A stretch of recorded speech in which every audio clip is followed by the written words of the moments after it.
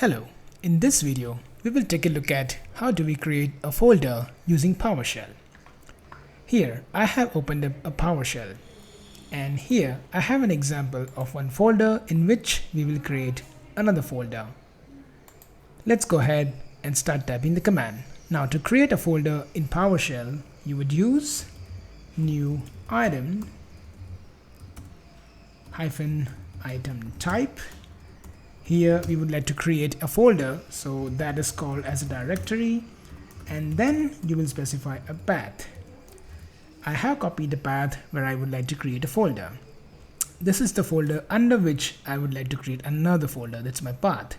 So here I'm just putting a slash and I would call it as PowerShell PS folder and hit enter.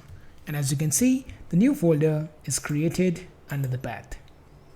I hope you like this simple example. Thank you.